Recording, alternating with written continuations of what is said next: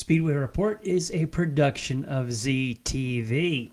Welcome to Speedway Report. We are live here on Monday, June the 7th, 2021, from the shores of Lake Norman in Race City, USA, Mooresville, North Carolina. I'm Patrick Reynolds. Thanks for joining the fastest half hour in racing. Have you subscribed to our YouTube channel? Please do. You'll never miss an episode as we will be dropped right into your mailbox. Now, we haven't been on the air for a few weeks. Had some travel, had the Memorial Day holiday, quick run up and down to Indy. You know how it goes in the racing world. Best laid plans. Well, we've been toying a little bit with some format changes to the show.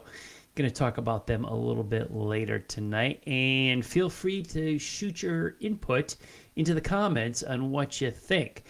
Victory Lane Lap is something I've been doing for about 11 years. Didn't know if it was still relevant because of how easy it is to check instantaneous timing and scoring on so many races. I happily wrap up who won what every Monday, but I don't know if you guys find it necessary, or even listening, or even care. So I don't know.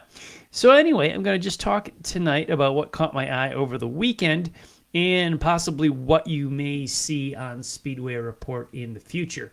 Granted, we're not going anywhere, just thinking about how all this internet radio and podcast world has changed and how Speedway Report should reflect that and change as we go forward. Just a little comment on the t-shirt tonight. Star Wars Tatooine t-shirt tonight. Why do I wear t-shirts instead of ties? Because you're not going to meet me at a racetrack wearing a tie. I will be there in a t-shirt. You're probably going to recognize me a little bit more. Let's talk about locally to me. The Bowman Gray Stadium finally opened up on June the 5th, 2021, after not racing since August of 2019. Jonathan Brown won the 200-lap NASCAR Modified Feature main event. And you think after almost 2 years of inaction, everybody would be grateful that Bowman Gray Stadium was running. Many were, but naturally, even at that, there were some whiners that came out of the woodwork and were complaining about things at Bowman Gray Stadium. The race was carried live online. There was an online stream of it if you wanted to pay for NBC's Gold Track Pass. You could watch the race. Actually, for a season for NBC's Gold, not a bad deal. But there's my problem with all of it is that there's so many different streaming services. Each one has a little bit I like. I'm certainly not going to pay for every single streaming service. I'm still making up my decision as to whether I will or will not buy anything. But the race was carried online stream. There was a tremendous crowd on hand. I don't believe it was a sellout, but there was a whole lot of people. And those grandstands hold 17,000 people, plus a lot of people walking around up above. There's nothing like the in-person experience there, online streaming. You could see this thing, yet people were still complaining about the stream, about restrooms. There were brand new restrooms there. People didn't feel they had to really search for them. Infield cones. A lot of people didn't know what they were for and were questioning that, keeping cars out of the infield. Well, there is a major construction project going on at Bowman Gray Stadium to help the drainage in the infield, the water drainage. The stadium is part of Winston-Salem State University, and if you did not know this, the cars literally race around the football field. This is a football stadium, has for years. It is an auto racing stadium, has been for years. Infield is used for football, but anybody that's been to the stadium, which some of you have, you've seen how awful it is with drainage. It's like a wet sponge with a slightly raised infield. They're working on a drainage project. The cones were to make people be aware, try to stay out of the infield while they work on the drainage project. That wasn't literally going to stop a race car. There are just people complaining about the racing taking too long, complaining about pit strategies, complaining about dirt coming on the track, favoritism towards the Myers, blah, blah, blah. There was just a whole lot of whiners that came out of the woodwork. I was thrilled that Bowman Gray Stadium was racing after nearly 2 years of darkness. It's like nobody remembered 2020 even happened, which was terrible. Now, nothing's perfect. We can offer constructive criticism. However, just bitching and moaning to bitch and moan. God, the internet really brings them out, don't they? I want to pay our respects, move on to the dirt cars now, and pay our respects to Stevie Smith Sr. Pennsylvania legend race car driver passed away this past week. His son, Stevie Smith Jr., owner of Smith Titanium in Oklahoma, and former World of Outlaws racer, Pennsylvania racer as well, and Pennsylvania Posse sprint car racer. Had a tremendous career himself, got a good business going in Oklahoma. Stevie Smith was his dad, and I also knew Steve Smith Jr.'s sister, Stevie Smith Sr.'s daughter, Summer Smith, who was tragically killed years ago, but met her many years ago in the 90s. Stevie Smith as well. They called him Big Smith and Little Smith, but one of the legends, Pennsylvania sprint car racing, Stevie Smith. Rest in peace. Another good racer taken from us. Speaking of the past, the Riverhead Raceway in Long Island held some vintage modified racing, and I looked at the vintage modified racing film and photos, and damn, it looked like those modified cars that I grew up with. It's kind of like that moment when you listen to the classic rock station and you're surprised that the music on the classic rock station is on the classic rock station. It's not that old. Then you do the math in your head and you realize, yes, it is that old. You're getting older. The classic rock stations are now kind of like my high school soundtrack. Yeah, it was an eye-opening event with the Riverhead Vintage Racers, looking like cars I used to watch when I was a teenager. Tony Ferrante Jr., winner of the Riverhead Modified Vintage Racing. That was cool to see. Available also photographs online. The internet is a wonderful place for those items, except for the guys with the keyboard muscles. Jumping across the pond to Azerbaijan as I enjoyed my coffee on Sunday morning. What a race, what a finish. That is why we watch racing right till the very end. Until that checkered flies, we don't know what's going to happen. Sergio Perez with Red Bull having a great win. Unexpected, but he came there. Max Verstappen, the heartbreaking drive of the day with the tire going down, crashing on the front stretch at Baku. And blaming the tires, Pirelli, obviously, well, they're throwing the blame towards a piece of debris on the track. The team, the driver, they just want to blame the tire. It went down, he went into the fence, damaged the car out of the race. Verstappen currently leading the World Championship points, was in a position to lose a whole lot of ground to Mercedes and Lewis Hamilton until, what did we have? We had a restart. Yes, a Formula One restart with just a few laps to go.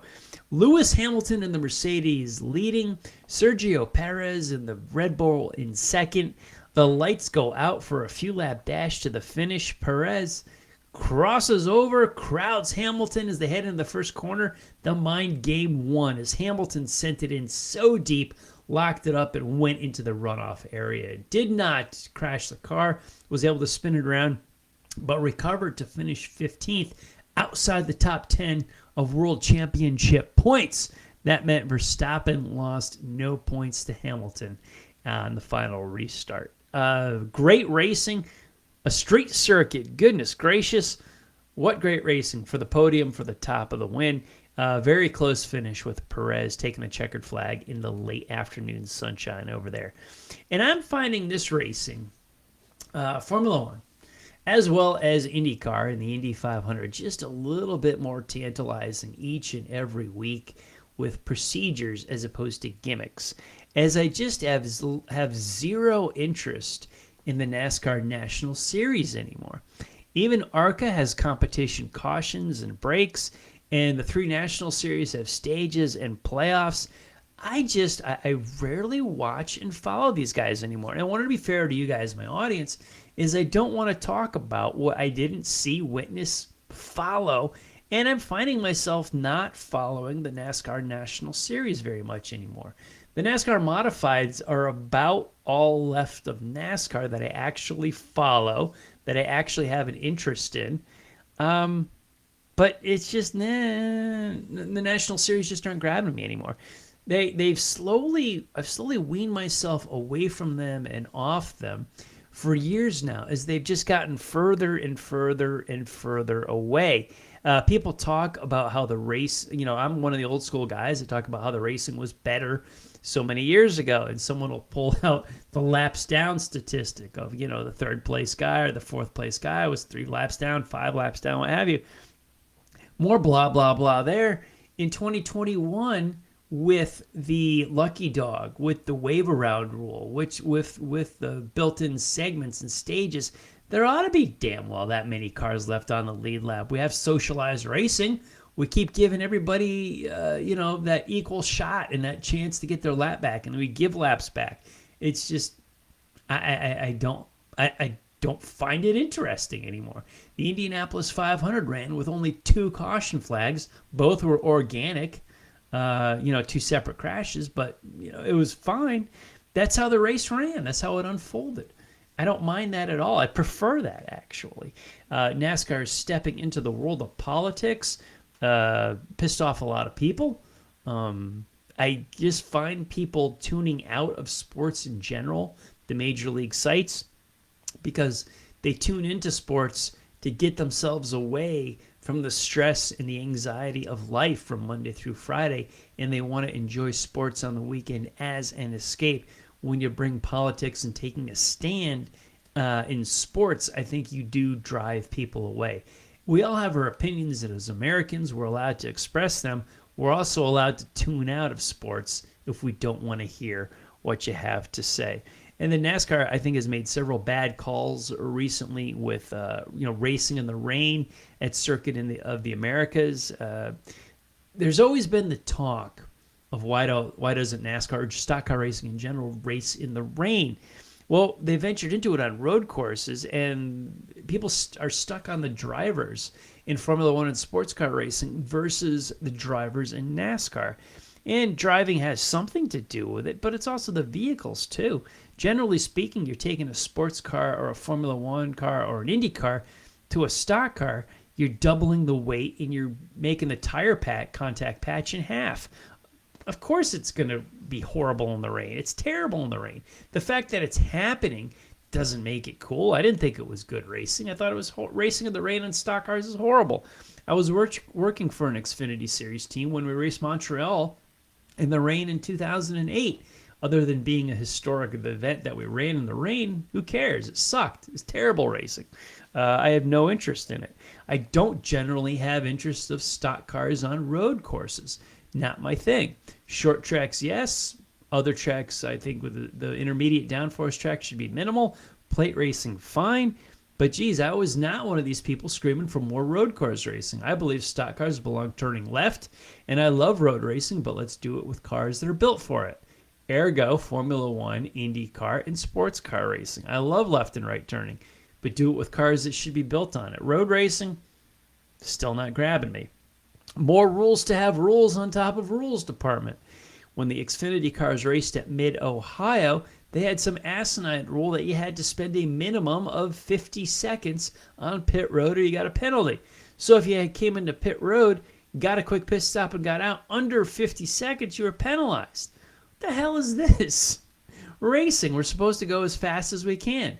The idea, here's what I was told, is that so many of the Xfinity Series teams rely on Cup Series teams for their over-the-wall guys. The over-the-wall guys were in Sonoma, California, so it was once again to equalize the competition. I hate these rules that equalize pit stops. I hate a planned halfway break. I hate competition cautions. I hate coming into the pits and you freeze the field, entrance and exit. That rule where cars come into the pit road, they can't lose a position. They line up exactly how they came in and off of pit road, how they came off of pit road, exactly how they came in pit road, just behind the cars that didn't pit. It's all due to save car owners money. That's the general flag waving of this. It will save me money because I won't spend money on a ticket to these stupid races that have these stupid rules on them. I don't understand this stuff. You want to save money? You know what? Go get a Frisbee and toss it in your backyard.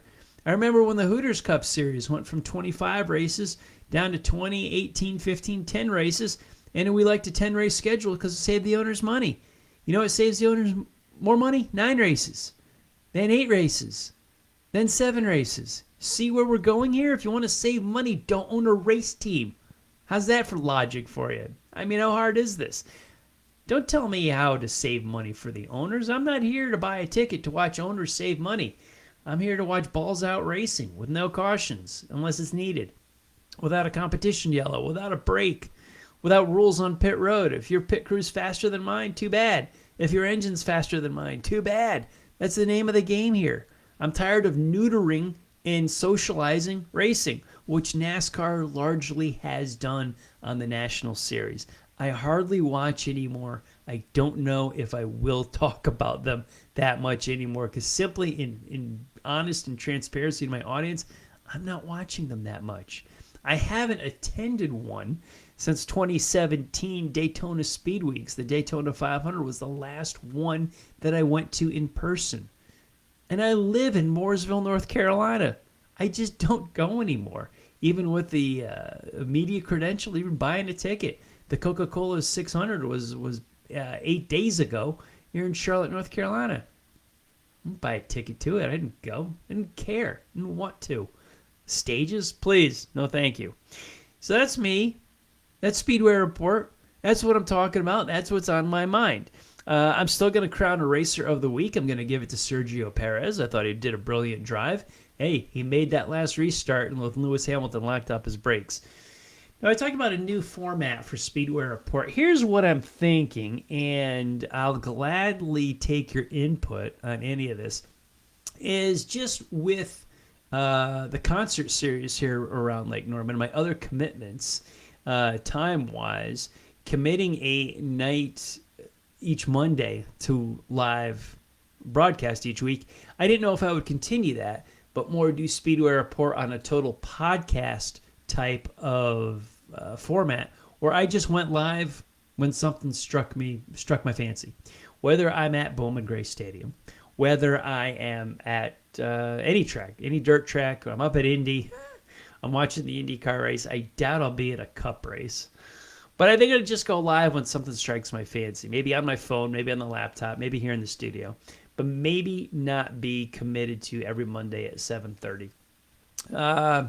Maybe. I don't know. I'd like to hear some input from you guys. Wherever you're listening to us on social media, online, let me know what you think going forward. If you like the Monday 7:30 slot, or if I just go live, you'll be notified anyway as a follower of the page.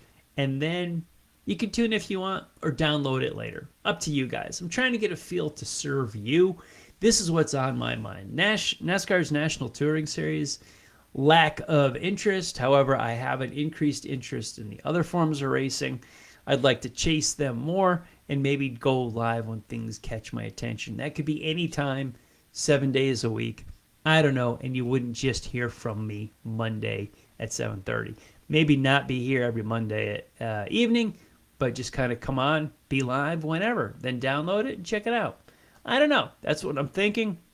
I think it might work better with all the other commitments I have around here in the Lake Norman area. I'm still trying to keep Speedway Report healthy and strong, relevant to the auto racing community, but maybe not so much locked in.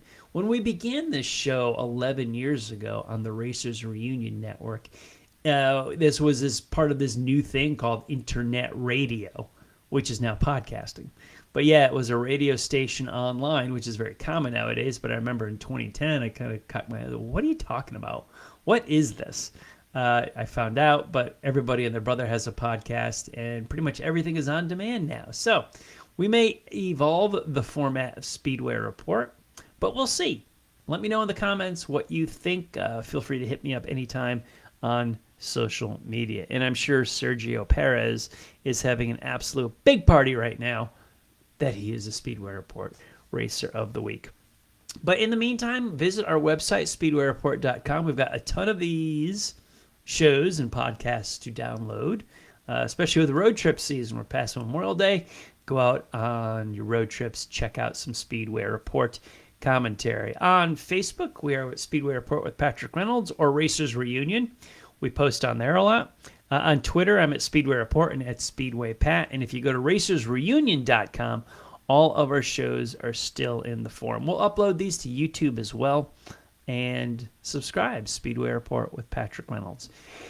I want to thank all of the military past and present for the freedoms we enjoy as Americans in our daily life, including the simple things like bench racing right here on a Monday night. Freedom is not free, and a veteran paid that bill for us. To all of the men and women who are defending freedom and watching Speedway Report, take care of yourselves and come home soon. A special salute to the teachers, school staff, firefighters, police officers, and paramedics in our own communities. They are quiet and modest heroes every single day. God bless and thank you. Well, you've been watching Speedway Report from the shores of Lake Norman in Race City, USA, Mooresville, North Carolina. Please like our Facebook page, Speedway Report with Patrick Reynolds, and follow me on Twitter. I'm at Speedway Pat. Now, if you're live with us on the East Coast on June the 7th, you've got 8 minutes. Head on over to the Drag Racing List page on Facebook. Bill Pratt and John Bachman will take over at the top of the hour. I'll be back live here on Facebook sometime. I'm thinking about it. Let me know what you think. Please take care of yourselves. Take care of each other. Thanks for watching, everybody.